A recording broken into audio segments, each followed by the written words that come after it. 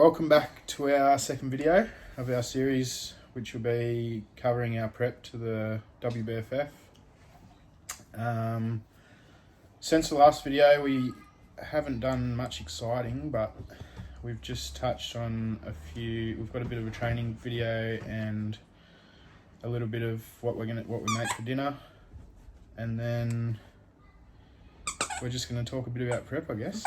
We're 20 weeks out, so nothing too crazy going on when you're 20 weeks out anyway, but we'll give you more details as we get closer to comp prep at like the 15-week mark, and yeah. So I think since last video, the comp got pushed back 4 weeks, which means we obviously started quite early, but it's turned out to be a lot earlier than we thought, but we're using that to our advantage, which means we're currently 20 weeks out from yesterday. We were supposed to be 16 weeks out, but yeah, like I said, the dates got changed. So I haven't changed anything yet. I'm just going to be a lot further ahead of my prep. I haven't changed anything either. We've both just assumed, just kept working as if the comp was the same date that we started off with, and it's always good to be ready and not stressing out towards the end, worrying if you're going to be lean enough already. So we just kept going.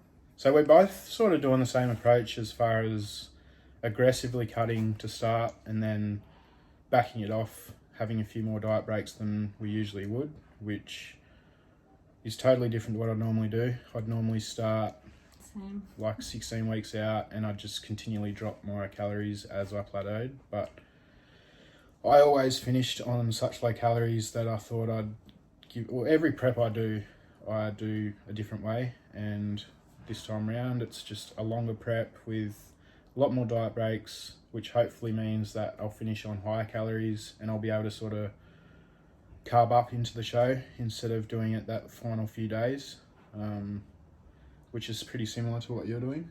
Yeah, and I just find being a bit more aggressive and seeing more progress is more motivating, and it's helpful having more diet breaks and refeed days. Like, you look forward to it. Yeah. And I like to be ready. I feel like every comp, I'm always worried if I'm going to be lean enough, and I don't want to feel like that this comp. And there's so much to a comp. Like, you have to have your diet on point, you have to have your training on point, you have to have your posing on point. There's just so much that you can do and improve on every single time. Like, there's not one person that's ever satisfied at the end of a prep. They've always got room to improve. The fun of it, and why they call it bodybuilding, because you're always building and improving. Never satisfied. Yeah. Always improving. So our next few videos we'll probably do like a grocery haul in one of them. We might do one that's just solely meal prepping and then solely training, but we'd also like to hear what you guys want. So if there's anything in particular that you would like to see more of, just comment down below and we'll try and get around to it. We'll make a bit of a list, and as we get closer to the comp, we're going to be doing a lot more, so hopefully like one a week. And we'll give you more details into our calories. And so what are your calories at the moment? They're very low, around like 1,500. And mine are like 2,500, so we're so low at the moment, but... And everyone has different opinions, but like... There's so many ways to do it. There's not one way that you can prep. There's just endless ways. Whatever works best and whatever you can adhere to is going to be the best for you. So, like I said, totally different approach. Just about to start my second diet break, which will probably be 3 or 4 weeks back at maintenance, because we have such a long time. Usually a diet break's only three days to a week, but I've done a lot of research and I've seen that 4 weeks seems to be of good benefit for the metabolic adaptation, which is the whole reason I'm doing diet breaks. And you've got a lot of time up your sleeve too. Yeah, so I don't have a plan set. I'm just taking it as it goes, and as your body responds, you adjust.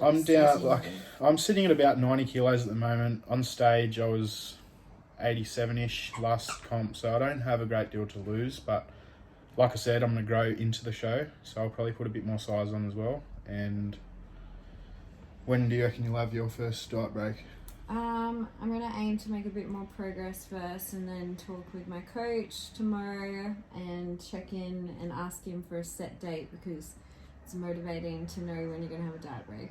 Yeah, 100%. That's another point of having diet breaks. It gives you something to work towards. And Jarrah has a set date, or set days, and I don't really. I've just been going off how I respond, and I'm gonna ask Jacob for a set date. I'm going to ask my coach for a set date, which is me. But yeah, so we're just going to probably show you a little bit of our training from, I think it was the first day back at gym. So we were pretty excited. And then we'll film a little bit of what we have for dinner. And like I said, put anything in the comments that you want to see more of. And yeah, we'll try and get it up. Peace out.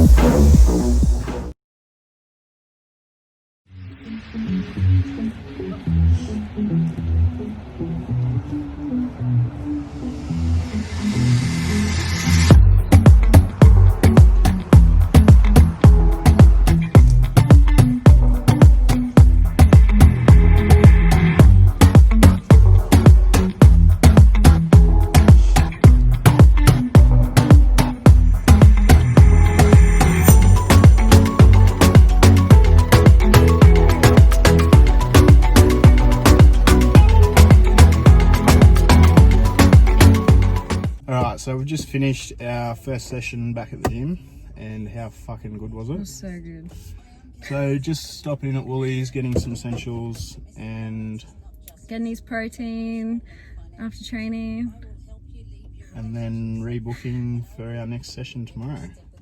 So we'll show you a bit of our training from today, and possibly chuck some nutrition stuff in there later on in the video.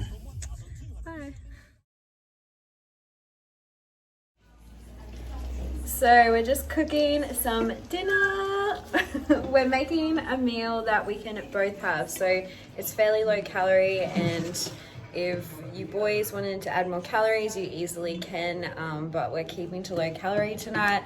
So we're using this pasta, which is pretty high in protein if you struggle to hit your protein. This sauce is pretty good at calories as well. And we're using about 125 grams of that. And then extra lean mince for our protein sauce. We're sprinkling some Parmesan on top, and we're making spaghetti bolognese.